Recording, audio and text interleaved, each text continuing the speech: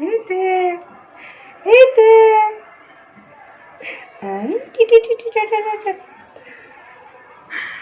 اللهم صل وسلم وبارك على سيدنا محمد وعلى اله وصحبه اجمعين. ازيكم حبايبي؟ عاملين ايه يا رب؟ ان شاء الله، لا ان شاء الله يا رب تكونوا بخير وبصحه والسلامه يا رب، ويجعل سعاده الدنيا والاخره ما بين ايديكم وتحت رجليكم ان شاء الله. انتي بتبصي على ايه؟ احترمي نفسك يا نونو. ها مين؟ بصوا بقى فيديو النهارده كده، هو المقدمه رايحين معايا فيها لان محدش هنا خالص. الست سويه، الست سويه نونو. رحيم شكله اتغير يا جماعه، صح؟ زيهم متغير يعني. انتي غيرتي يا نونو. بصوا بيعض في اللثه بتاعته. المهم حبايب قلبي، الهدوم دي بتاعت عمر على فكره. الهدوم اللي عليه طبعا هو لسه كده ايه صاحي، فلسه هنغيره. المهم حبايبي، اللهم صل على النبي. اخيرا واخيرا واخيرا والحمد لله. الحمد لله يعني هجيب الخلاط النهارده بامر الله، يعني اذا ربنا احيانا كده هنجيب باذنك يا رب ايه الخلاط.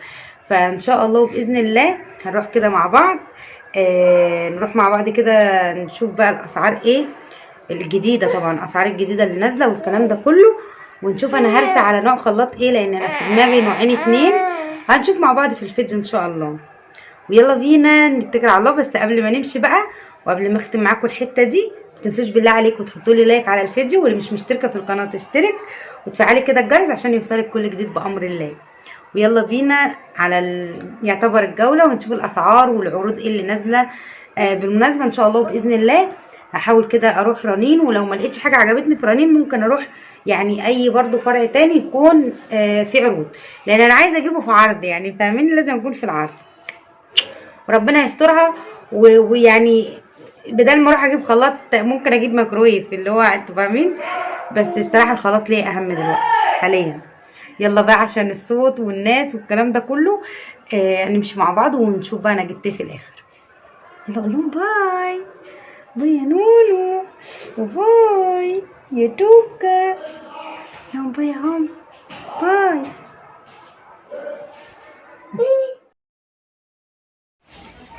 بصوا يا حبايبي هنا كده بقى، اول ما دخلت رنين وقعدت كده اصور لكم كده بقى وانا ماشيه، بس كان يعني عايزه اقول لكم اللي هو الراجل بقوا واقفين كده، لا التصوير ممنوع، التصوير مش عارف ايه، فاللي هو ما بقتش عارفه بصراحه اصور لكم بشكل يعني احسن من كده، او ان انا اوضح اكتر من كده. بس عايزه اقول لكم عند الاجهزه التصوير واضح قوي.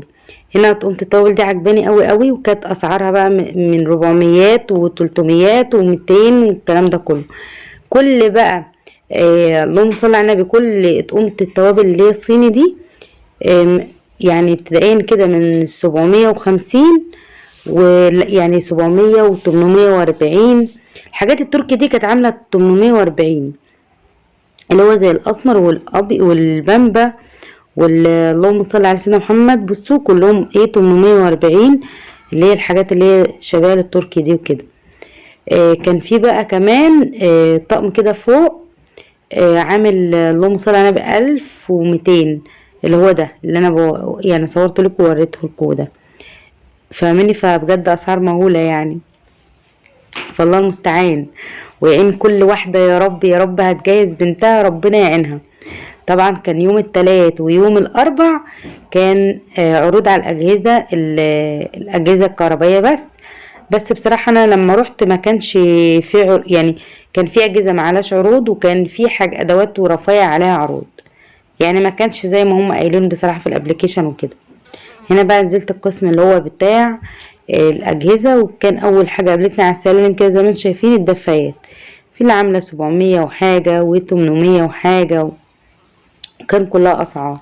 وكان كمان نازل عروض وسيل على المراوح كلها بجميع انواعها، بس ما كانتش يعني اسعارها هينه شويه زي ما انتم شايفين. كان اقل سعر فيهم اللي هو عامل ايه يعتبر 600 جنيه، مش عارفه كاتبين ايه ابيض واسود كده، انا مش فاهماها يعني. فطول بقى ما كده، طول ما انا كنت نازله على السلم كان محطوط كده زي ما انتم شايفين معروض شفاطات ومراوح والدفايات اللي هي بتاعت الشتا دي وكده.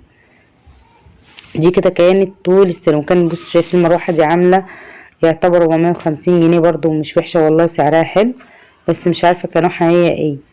جيت بقى نزلت هنا، كان في بقى الشاشات اللهم صل على سيدنا محمد والبوتاجازات. وعايزه اقول لكم اسعار البوتاجازات يا خراشي. يعني اول بوتاجاز ده اهو ما يلفتش انظار كتير، يعني هو كان تورنيدو عامل 9000 جنيه. 9000 مش عارفه، يعني في حدود متهيألي يا 9049 جنيه حاجه زي كده، يعني 9050. وكنت نزلت قلت له لان طبعا مش ما كانش مكتوب عليه الماركه. والتاني اللي هو دوت اهو شكله كده فريش. فكانت بقى يعني مش عارفه لكم اسعار رهيبه. هنا بقى الميكروفات، كنت هموت كده ويعني واخد لي واحد. بس طبعا كان اسعار مهوله زي ما انتم شايفين، 3000 يعني اللي هو كان ايه 4000 الا فاهمني، وال 4000 واللي ب2000.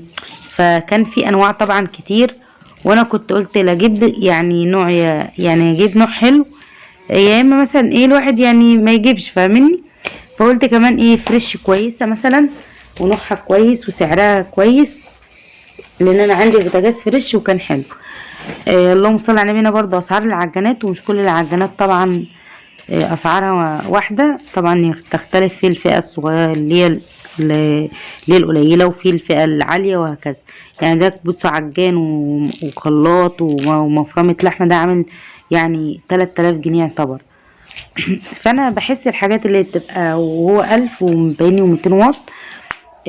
بس اللهم صل على النبي، انا بحس الحاجات اللي هي بتبقى معاها استخدامات كتير، ويعني مش بتبقى بصراحة يعني فاهمين اللي هي بتبقى حلوة قوي.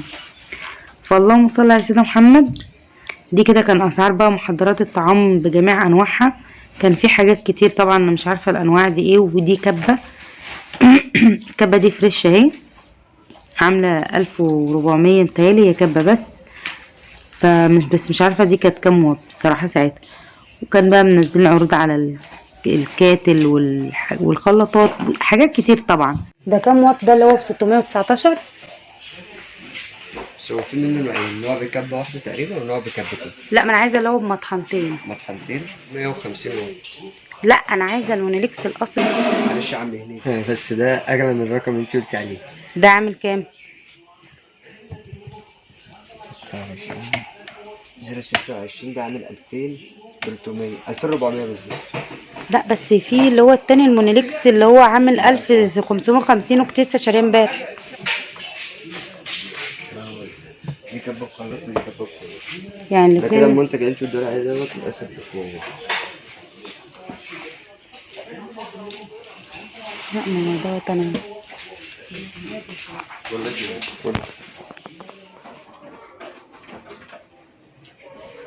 تا واخيرا الحمد لله جبت الخلاط اللي كان نفسي فيه.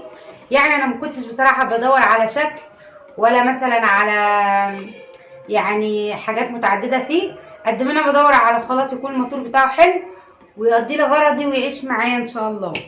فاللهم صل على سيدنا محمد. الحمد لله جبت الخلاط اهو وما خدتش وقت، وكان قرفته زي العسل، ما قعدتش ادور كتير صراحه. هو انا رحت فرع ما لقيتش فيه، فطبعا انتوا عشتوا معايا الاجواء. فاللهم صل على سيدنا محمد. في الاخر جبته منين؟ جبته من محل عادي خالص والله، يعني ولا فرانين ولا حاجه، وبالعكس يعني عايزه اقول لكم جبته ارخص من ما هو كان المفروض يجي فرانين. هو فرانين كان المفروض، او مش عارفه بصراحه عشان ما اظلمش، انا اختي جايباه اول امبارح، يعني بقالها كام يوم كده جايباه ب 1550.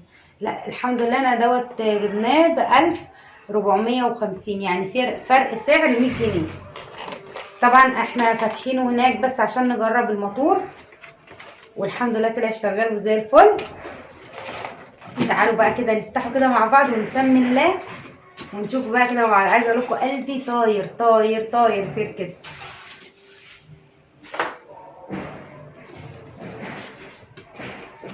اول حاجه بصوا الشاشه بتاعه تحفه،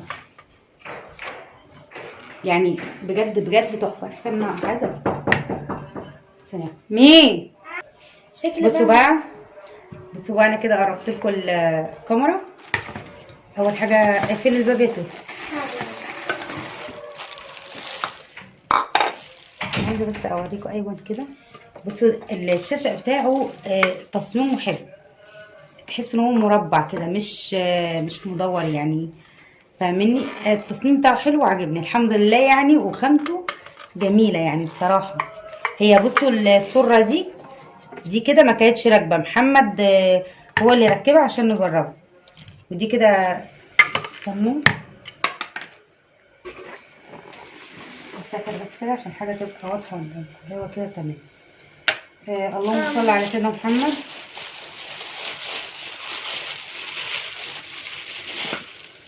بصوا دي مطحنه، انا مش عارفه دي ايه يا جماعه، لو حد يعرف ايه دي يقول لي، عشان انا دي مش مريحاني.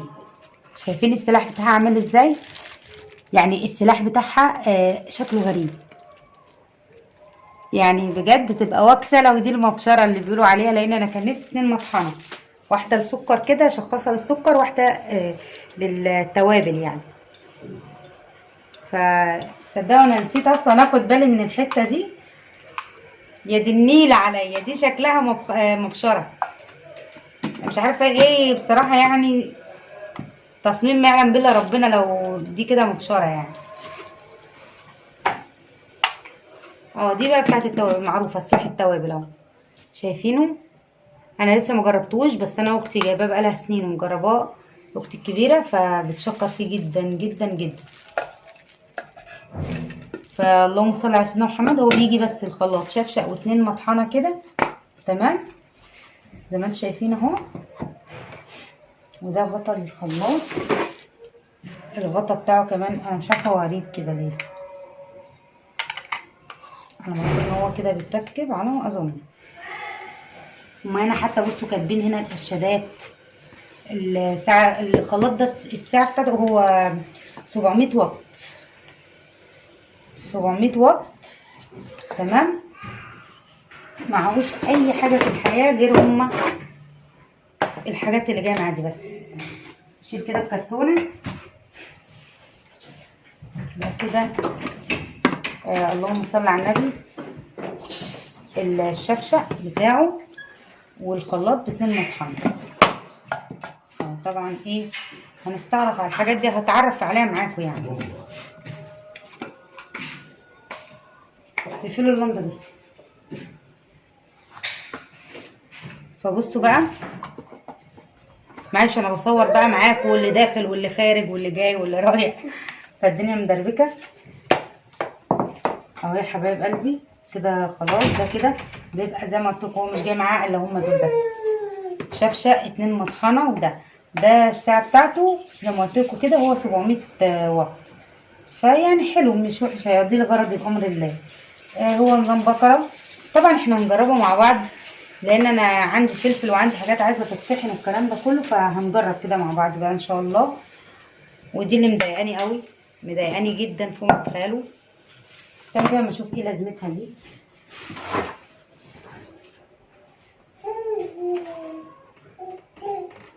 بصوا كاتبين هنا مبشره ملحق للوش الجبنه،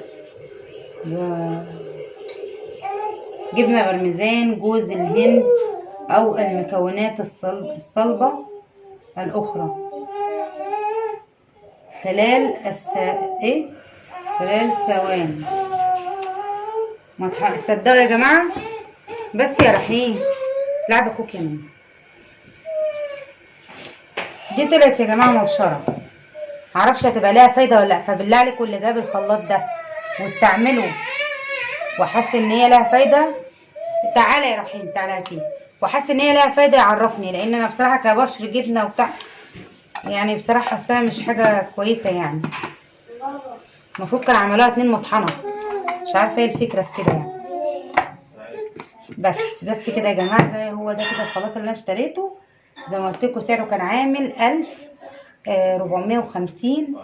انا بس كل اللي مفرح قلبي بصراحه ان انا هعرف اطحن التوابل في البيت، مش هجيب توابل. تعالى يا رحمه، مش هجيب توابل مطحونه انا يعني، فاهميني؟ بس كده يا حبايب قلبي، ده كده كان فيديو النهارده. يا رب تكون مثلا الجولة بالاسعار كده عجبتكم، او خدتوا فكرة عن العروض او اي حاجة. والاستاذ اللي مش بيسكت ده على طول فاتحين كده في كل حتة. فاللهم صل على سيدنا محمد. بس يا حبايبي دوت كده كان فيديو النهارده. اتمنى يا رب كده يكون الفيديو عجبكم واستفدتوا منه، واللي عندها الخلاط دوت واستعملته بالله عليكم تقولوا لي في الكومنتات هو حلو. البتاع اللي غاظتني ديت ليها استعمال غير بشر الجبنه بس يعني، والحاجات المكتوبه ولا لا؟ بس كده يعني. فاشوف بقى وشكم على خير ان شاء الله في فيديو جديد، والسلام عليكم. يلا قولوا باي يا نونو، يا نونو قولي لهم باي. باي هنا، باي هنا، ما تبصش لمنى، سيبك من منى. باي يا بنتي يا نونو، قولي لهم باي. يلا قولي باي. باي هنا، قولي باي. يلا اعملي كده باي. باي يلا باي، اعملي باي. خلاص استاذ رحيم تقلان علينا يعني.